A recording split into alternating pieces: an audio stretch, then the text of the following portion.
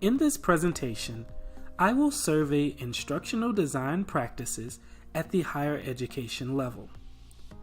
This investigation will begin with the following scenario.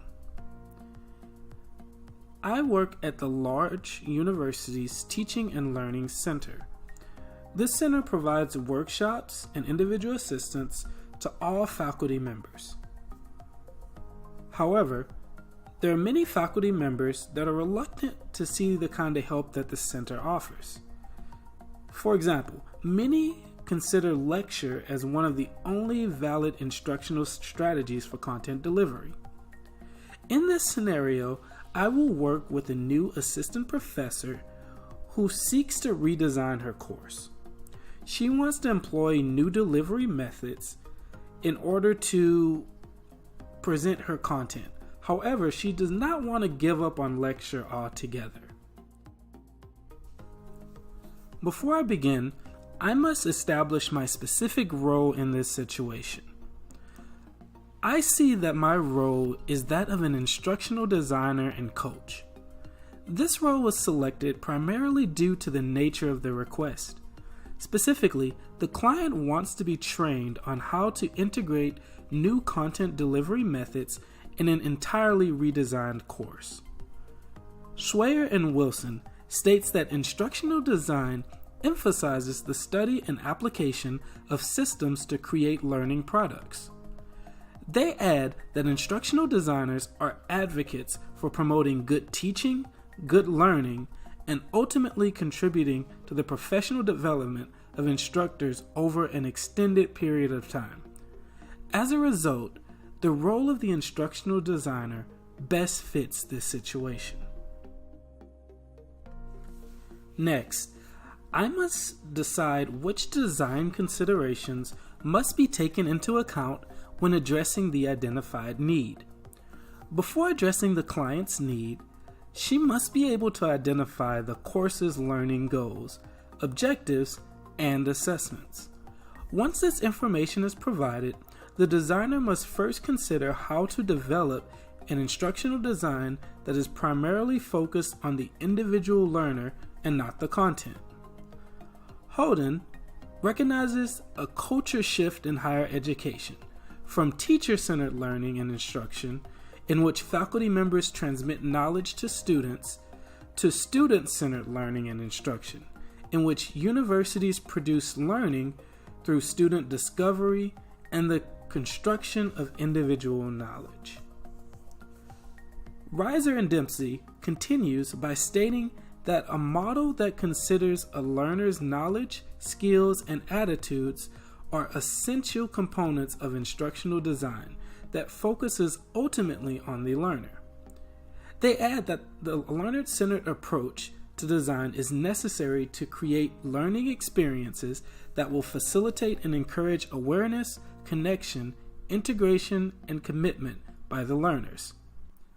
This style of design will focus on encouraging a learner-centered environment that will increase active learning and discovery, knowledge construction, and content acquisition. Next, I must ask myself a series of questions to assist in determining the societal and learner cultural factors. The rationale for these questions is to identify the cultural values of those students enrolled in the course. The results of this inquiry will be used to assist in the design of instruction.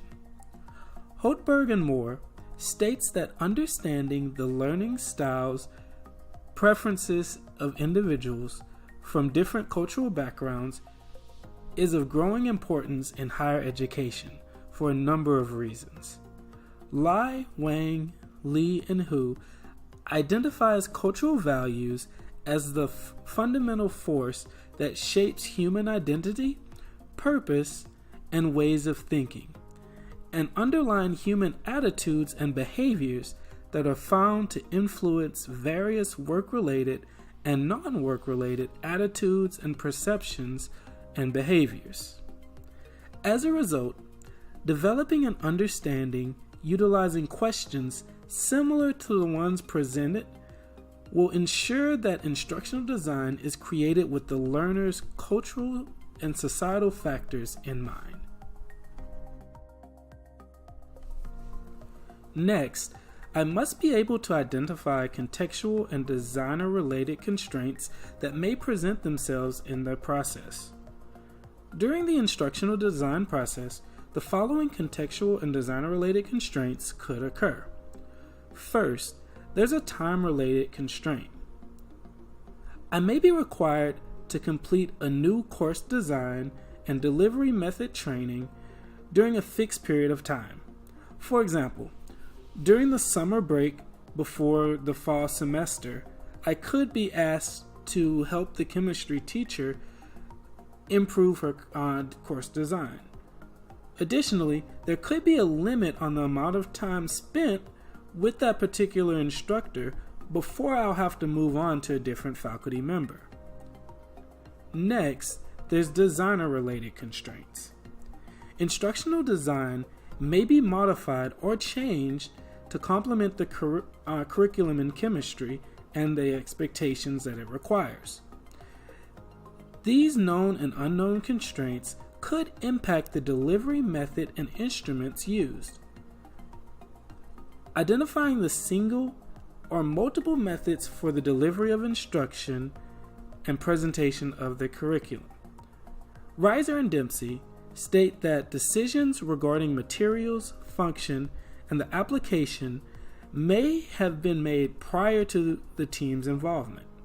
As a result, the team must quickly identify which decisions are made and work within those constraints. And finally, there's the funding constraint. This constraint details how long will my teaching and learning center support the funding for providing individual assistance to the specific faculty members. Although unlikely, this constraint has the opportunity to affect the scope of the project. So as a designer, how would I attempt to prevent or overcome the constraints that I identified earlier? When it comes to time-related constraints, to overcome this, it is important to maintain adequate communication with the client to ensure that their expectations and needs are met in regards to the course redesign and training. Utilizing a schedule of updates and client feedback forms can be utilized to ease communication within both parties. Next, to address the designer-related concerns or constraints, communication again is vital. When it comes to overcoming these types of constraints, the designer must be able to utilize their own judgments to develop instruction and to align with the purposes and goals of the client. Gray et al. States that instructional designers employ multiple forms of professional design judgments throughout their projects, and those judgments are required on a continuous basis. Additionally, designers must be open to requesting feedback when each of their project milestones are met, focusing on the design and content and ensuring that it meets the goals, objectives, and assessments are vital to producing materials that will meet the client's needs. And finally, funding constraints. You must be able to work within the scope of the department's ability to fund the project. However, because this is an external constraint, the instructional designer has no impact on the funding decisions.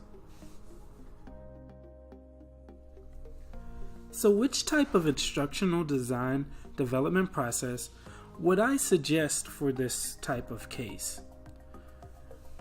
It is recommended that the instructional design model should be based on the significant learning model. Reiser and Dempsey states that this model has excellent potential for use in higher education. This model is centered on the ability to create an environment that is student-centered.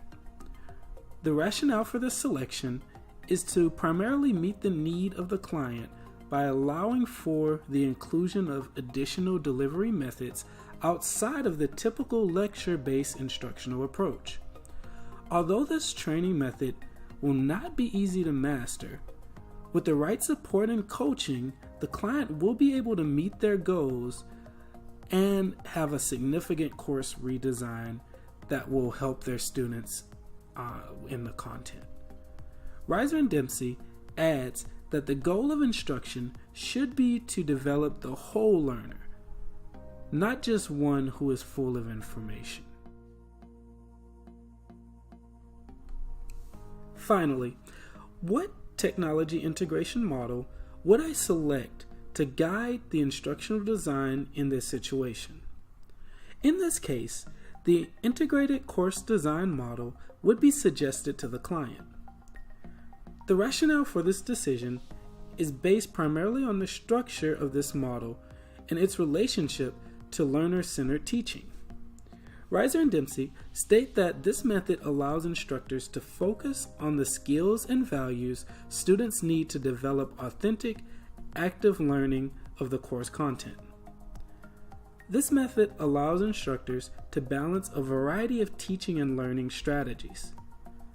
This meets the request of the client, who would still like to include lecture but can also branch off to additional student-centered learning approaches to promote active learning and critical thinking skills.